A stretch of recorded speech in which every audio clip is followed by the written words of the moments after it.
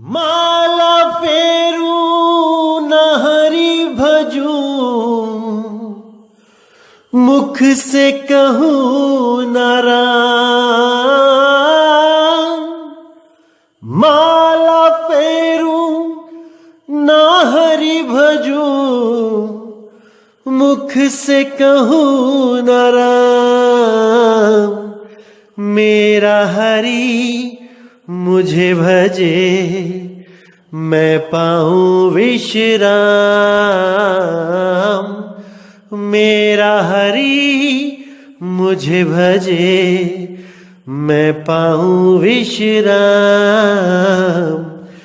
मोको कहाँ ढूंढे रे बंदे, मैं तो तेरे पास में। मोको कहाँ ढूंढे रे बंदे, मैं तो तेरे पास में। खोजी होए तुरंत मिल जाऊं, एक पल की तलाश में।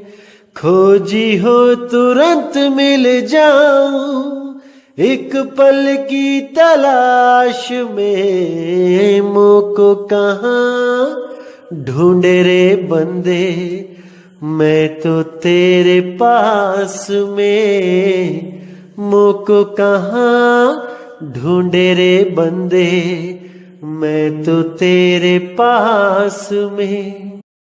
नमस्कार मेरे प्यारे भाइयों, मेरे परमात्मा के प्यारे जीव हंसों। मैं बंदी छोड़ से यही दुआ करता हूं कि आप सब मेरे भाइयों का विवेक पहले से ज्यादा और ज्यादा और ज्यादा से ज्यादा बढ़ता ही जाए, और ऐसी कोई चीज ना रहे जो आप लोगों के समझ में ना आए।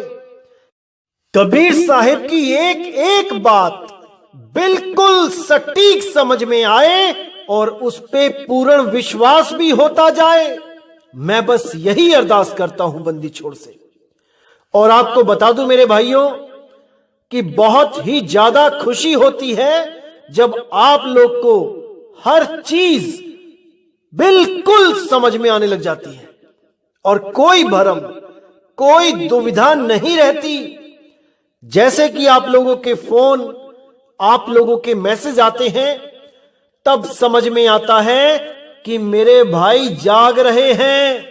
युगों युगों की इस गहरी नींद से मेरे सब भाई जाग रहे हैं, और उन अधूरे गुरुओं के चंगुल से मेरे भाई निकल रहे हैं।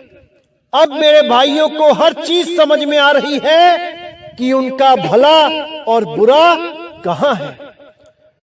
अब मेरे भाइयों का विवेक इतना बढ़ चुका है कि अब उनको कोई मूर्ख नहीं बना सकता। कितना ही कोई शातिर काल का दूत क्यों ना आ जाए, अब मेरे भाइयों को कोई मूर्ख नहीं बना सकता। मेरे भाई अब इतने विवेकी हो चुके हैं कि नीर और शीर का निबेड़ा खुद कर सकते हैं। सत्य और असत्य को खुद समझ सकते हैं कि क्या सत्य और क्या असत्य है।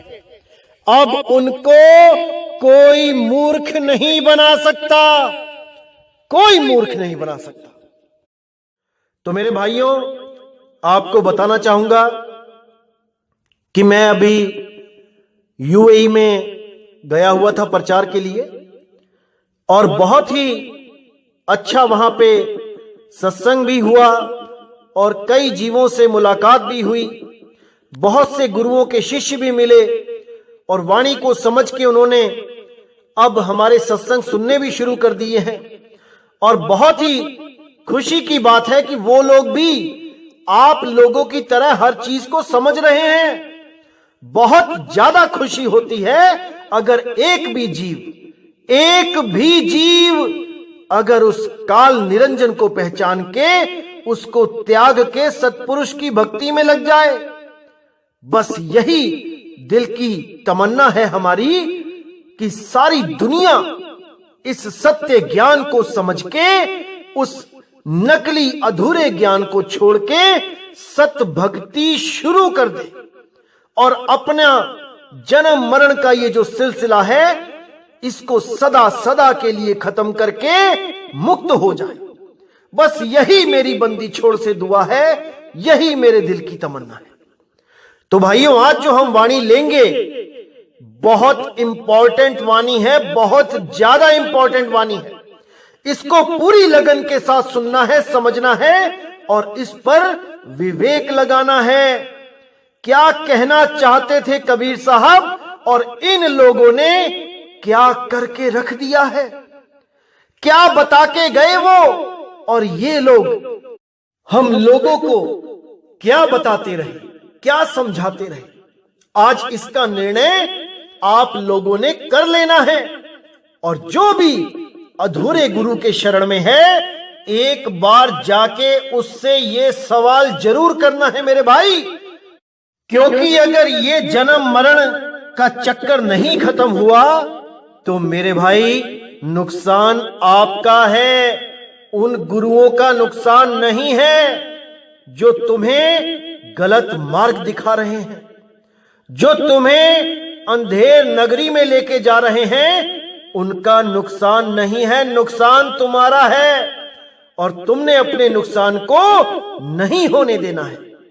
तो इस वाणी को अच्छी तरह समझ लेना मेरे भाइयों। जितने भी लोग ये श्वासों का जाप करते हैं, चाहे कोई भी मंत्र हो, A to Z कोई भी मंत्र हो, चाहे वो सोहंग हो, तोड़ के अंदर सांस ली तो सो और छोड़ी तो हंग, चाहे वो ओम सोहम हो, अंदर सांस ली तो सोहंग, बाहर छोड़ा तो ओम, चाहे वो कोहंग हो, चाहे वो वोहंग हो, चाहे वो वाहे गुरु हो, चाहे वो अल्लाहू हो, चाहे वो सत कबीर हो, कोई भी नाम हो, कोई फर्क नहीं पड़ता।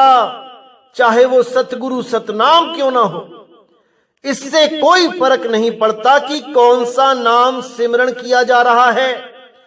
फर्क इससे पड़ता है कि आपकी सूरत को श्वासों के साथ जोड़ा जा रहा है। फर्क इससे पड़ता है मेरे भाई।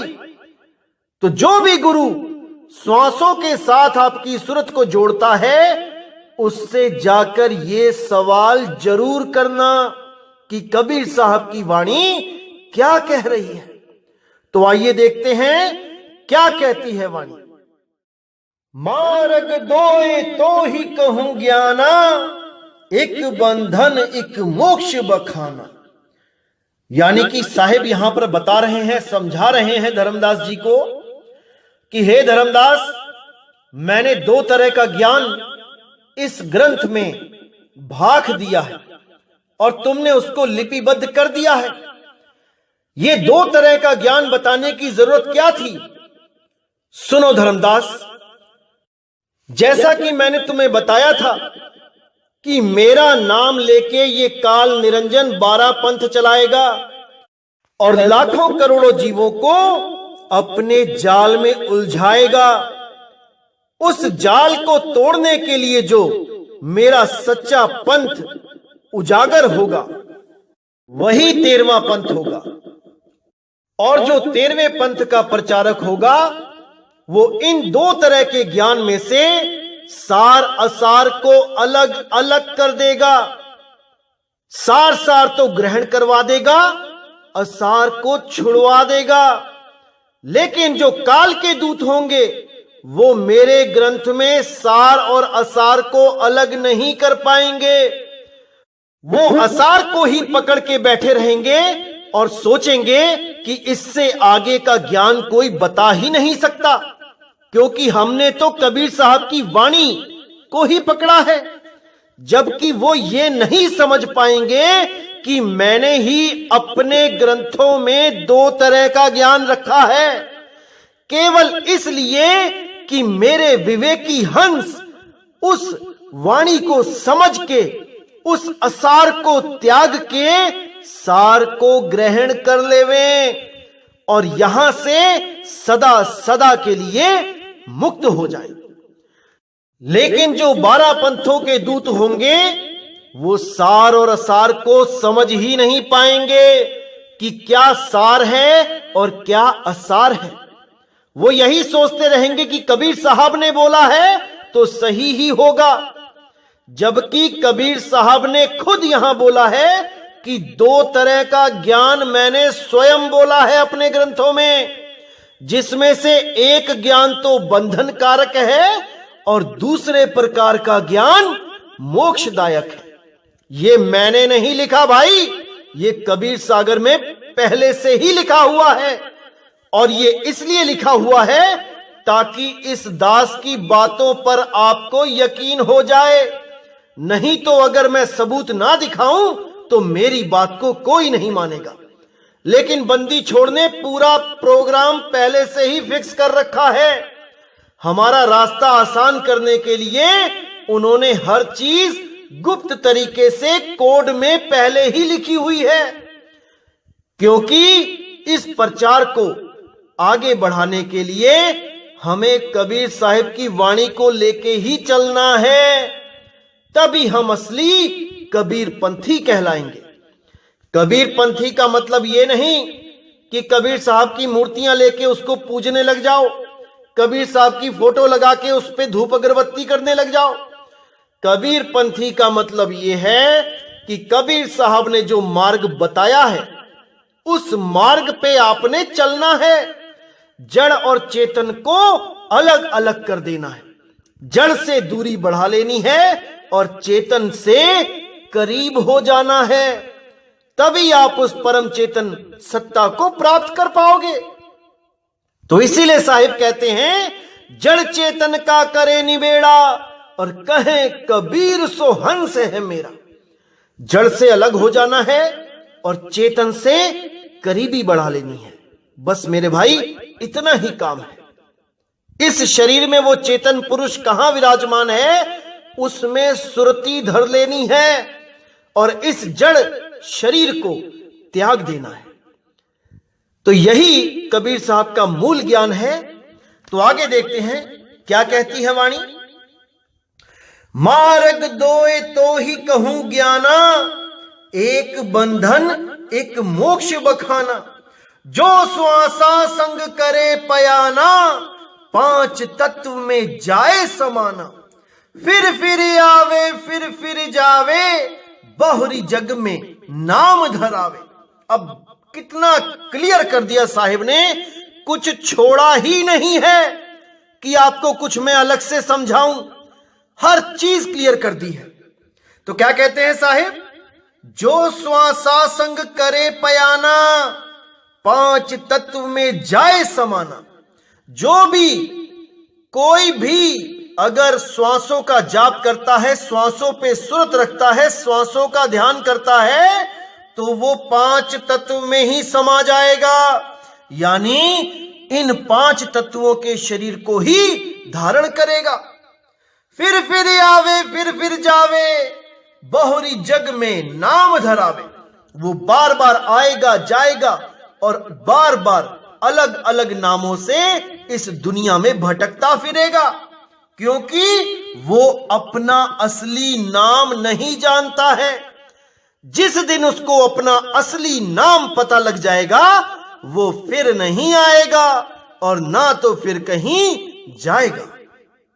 तो कहते हैं अधर तत्व में शब्द निवासा, ताहि माहि जीव करे जो वासा, सार शब्द में रहे समाई, अभय द्वार होई आवे जाई, वहां न लागे काल कसाई, द्वीप अधर में बैठे जाई, गुप्त भेद कोई बिरला पावा, तुमको धर्मनि प्रगट सुनावा।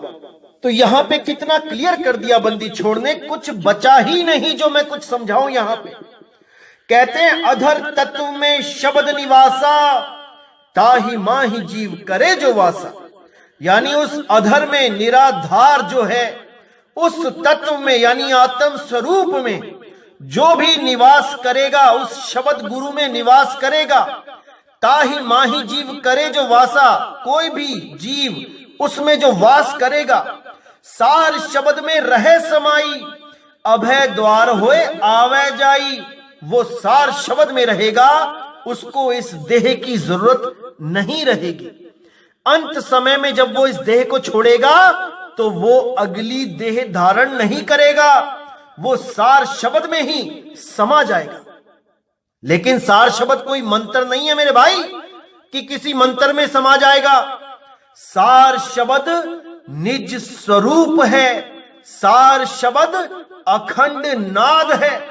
उस धुन में जब आप ध्यान धरोगे तो आप सदा सदा के लिए वो धुन स्वरूप ही हो जाओगे, वही अखंड नाद आप स्वयं हो जाओगे। इसीलिए साहिब ने बोला, चाम के महल में बोलता राम है, तू राम और चाम को चीन भाई।